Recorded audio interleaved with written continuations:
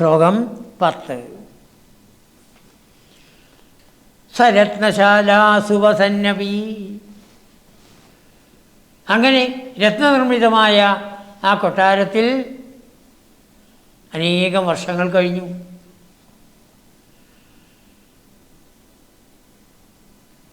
അവിടെയാണ് താമസിക്കുന്നതെങ്കിലും അല്പം പോലും അഹങ്കാരമുണ്ടായില്ല. സ്വയം സമുന്നമത് ഭക്തിഭരഹ, വർദ്ധിച്ചതായ സമുന്നമത്, പടിപടിയായിട്ട് ഭക്തി വർദ്ധിക്കുക. ഭക്തിഭരഹ, ഭാരിച്ചതായ ഭക്തി, അതിവിശിഷ്ടയായ ഭക്തി. ആ ഭക്തി അങ്ങനെ വർദ്ധിച്ചു വർദ്ധിച്ചു വർദ്ധിച്ചു വന്നു. ഓരോ കൊല്ലം കഴിയുന്തോറും അങ്ങനെ അമൃതം യയൗ, ഒരു ദിവസം മരിച്ചു.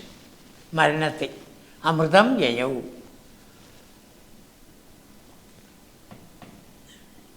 വൈകുണ്ഠത്തെ പ്രാപിച്ചു.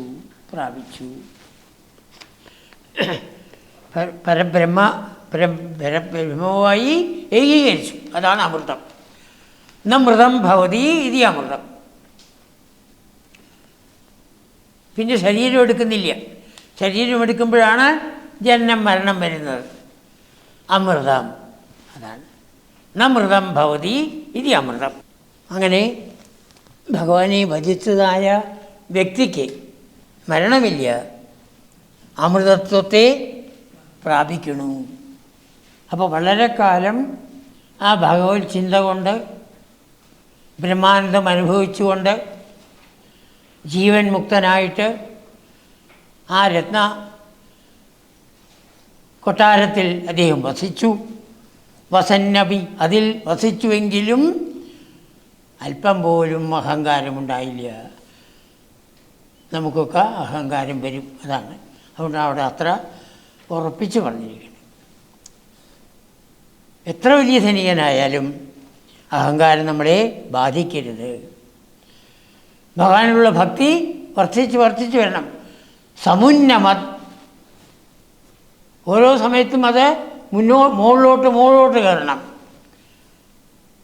അങ്ങനെ ഭക്തിഭരം, ഭാരിച്ചതായ ഭക്തി, വർദ്ധിച്ചതായ ഭക്തി ഉണ്ടാവണം. അതോടുകൂടി പ്രാരബ്ധം അവസാനിച്ചു. പ്രാരബ്ധം കഴിയുന്നവരെ ഇരിക്കണം. പ്രാരബ്ധം അവസാനിച്ചു. അമൃതം യയൗ, മരണമില്ലാത്ത അവസ്ഥയെ പ്രാപിച്ചു. ഭഗവാനുമായി ഐക്യം പ്രാപിച്ചു.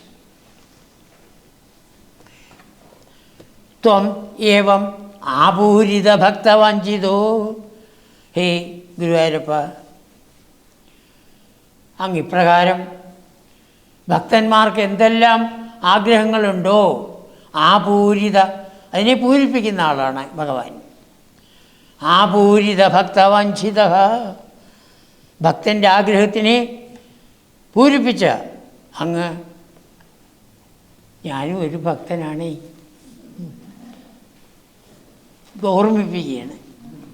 ഹേ മരുത്പുരാധീശ, ഹേ ഗുരുവായൂരപ്പ, ഹരസ്വ മേഘതാൻ, മേഘതാൻ ഹരസ്വ. എൻ്റെ ഈ രോഗങ്ങളെ, വന്നപ്പോൾ ഒരു രോഗമേ ഉണ്ടായിരുന്നുള്ളൂ, കാലിൻ്റെ മുട്ടിന് വേദനയുണ്ടായിരുന്നുള്ളൂ. ഇപ്പോഴോ മനസ്സ് മുഴുവൻ വേദനയാണ്. അതാണ്. അപ്പം എൻ്റെ ശാരീരികമായും മാനസികമായും ഉള്ളതായ എല്ലാ രോഗങ്ങളെയും ഹരസ്വ, ഹരിക്കണമേ, നശിപ്പിക്കണമേ എന്ന് പ്രാർത്ഥിച്ചുകൊണ്ട് ദശകം ഉപസംഹരിച്ചിരിക്കുകയാണ്. സാധാരണഗതിയിൽ നമ്മളൊക്കെ മരിച്ചാൽ ആ കാരണശരീരം അവിടെ ഉണ്ടാവും. അതിൽ വാസനകളുണ്ട്. അതിൽ ഒടുവിൽ പ്രബലമായ വാസന ഏതാണോ അത് സാധിപ്പിക്കേണ്ട സ്ഥലത്തേക്കാണ് പോവുക. ആരെ കൊണ്ടുപോകണേ? ഉദാനൻ. ഈ കണ്ടത്തിലിരിക്കുന്ന ഉദാനനാണ്. ആ ഉദാനനാണ് കൊണ്ടുപോകുന്നത്. എപ്പോൾ ആ ഉദാനൻ ഈ ആത്മാവിനെ അങ്ങോട്ട് പുറത്തേക്ക് എടുത്തുവോ ദേഹം തണുക്കും. മരിച്ചു എന്നുള്ളതിൻ്റെ ഒരു ലക്ഷണം അതാണ്. നമ്മൾ തൊട്ട് നോക്കും, തണുത്തു, പോയി, പ്രാണൻ പോയി. ആ ഉദാഹരണൻ എവിടേക്കാണോ എന്താണോ ഇദ്ദേഹത്തിൻ്റെ ആഗ്രഹം ആ സ്ഥലത്തേക്ക് കൊണ്ടുപോകും. അപ്പോൾ ധനമുണ്ടാക്കണമെന്ന് ആഗ്രഹമാണെങ്കിൽ അങ്ങനെയുള്ള ആൾക്കാരുടെ അടുത്തേക്കാണ്, അവിടേക്കാണ് കൊണ്ടുപോവുക. അവിടേക്ക് പോയി അവിടുത്തെ പുരുഷൻ്റെ ആഹാരത്തിലേക്ക് കടക്കും. പുരുഷനത് ഭക്ഷിച്ചു, രേതസ്സായി, അത് സ്ത്രീയിലേക്ക് വരും. അല്ല, വലുതായിട്ടുള്ള ആഗ്രഹങ്ങളൊന്നുമില്ല, അപ്പോൾ സ്വർഗത്തിലേക്ക് പോയി എന്ന് വിചാരിക്കുക. അതാണ് അവിടെ പോയി കഴിഞ്ഞു. എന്നാലും അവർ നോക്കും. ആരാ നോക്കണത്? ചിത്രഗുപ്തൻ ഇവിടെ തന്നെയാണ്, ഉള്ളിലിരിക്കുന്ന ആൾ തന്നെയാണ് നോക്കുകയാണ്. വീണ്ടും കുറച്ച് ആഗ്രഹങ്ങളുണ്ട്, ഇങ്ങോട്ട് കൊണ്ടുവരും. അവരവിടുന്ന് എപ്പോൾ പുണ്യം കഴിഞ്ഞുവോ അവിടുന്ന് സ്വർഗത്തിൽ നിന്ന് തള്ളിവിടുന്ന പറയണം.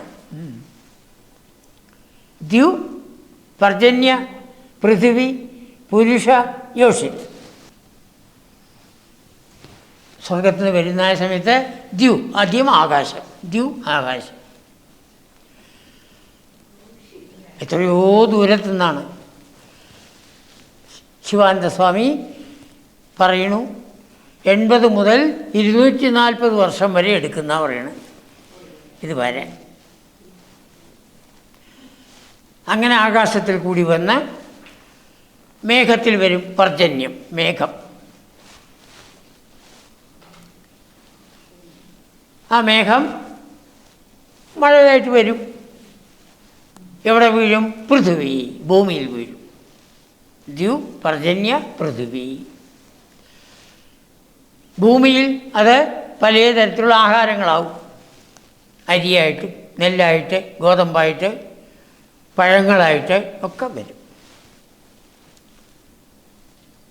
അത് പുരുഷൻ ഭക്ഷിക്കുന്നു.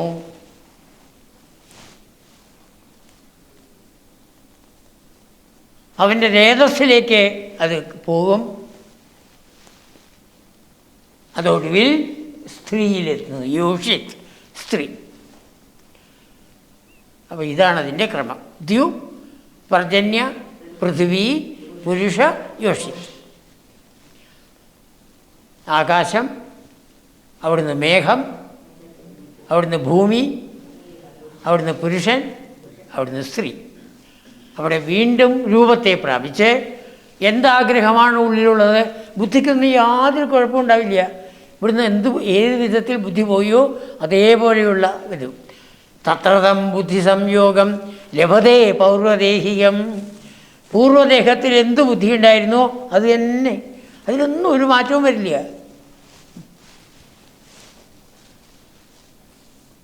ഈ കാസറ്റ് ഒരിക്കലും കേടുവരാത്ത കാസറ്റ്. കാസറ്റെന്നോ കമ്പ്യൂട്ടറെന്നോ എന്ത് വേണമെങ്കിൽ പറഞ്ഞോളൂ. തല്ലിച്ചതച്ചാലും കേടുവരില്ല. അതാണ് ഇതിൻ്റെ ഗുണം.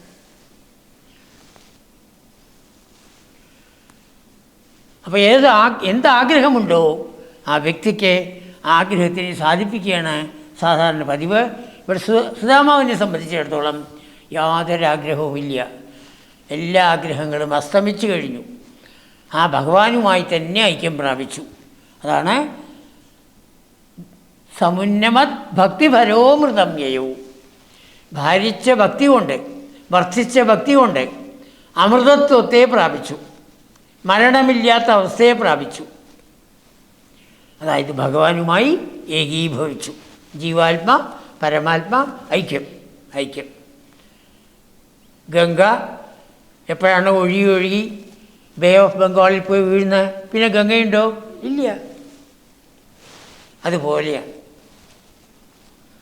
ആ ജീവാത്മാവ് പരമാത്മാവുമായി ഐക്യം പ്രാപിച്ചു.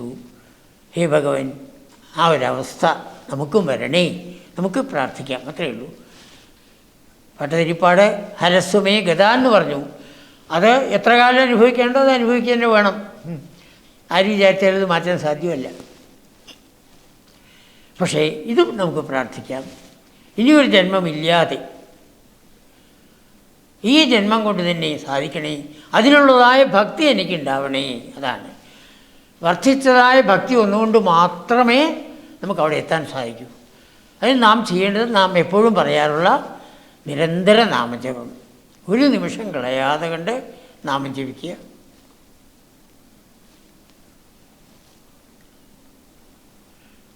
ആ നാമം കൊണ്ട് നമ്മുടെ ഉള്ളിലുള്ളതായ വാസനകളെല്ലാം പുറത്തു പോട്ടെ, ആഗ്രഹങ്ങളെല്ലാം പുറത്തു പോട്ടെ.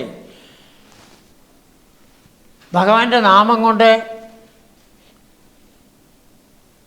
ആ മനസ്സ് നിറയട്ടെ.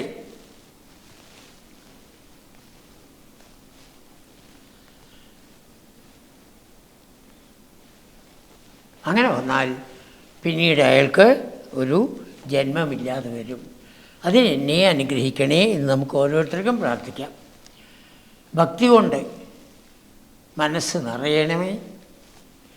ആ ഭക്തി കൊണ്ട് ഇപ്പോൾ ഇവിടെ പറഞ്ഞ പോലെ സമുന്നമത് ഭക്തിപരം, പടിപടിയായിട്ട് ഭക്തി വർദ്ധിച്ചുകൊണ്ടേയിരിക്കട്ടെ. എത്ര കാലം ജീവിച്ചിരിക്കുന്നു എത്ര കാലം ഇരിക്കും പറയാൻ സാധിക്കില്ല. ആണ്, അത് നമുക്കറിയില്ല. അപ്പോൾ ഇരിക്കുന്ന കാലം ആ ഭക്തി പടിപടിയായിട്ട് വർദ്ധിച്ചു വരട്ടെ. ഒടുവിൽ ഇനിയൊരു ജന്മമില്ലാതെ ആ ഭഗവാനുമായി ഐക്യം പ്രാപിക്കാൻ സാധിക്കട്ടെ എന്നുള്ളതായ പ്രാർത്ഥനയോടുകൂടി ദശകം ഉപസംഹരിച്ചിരിക്കുന്നു.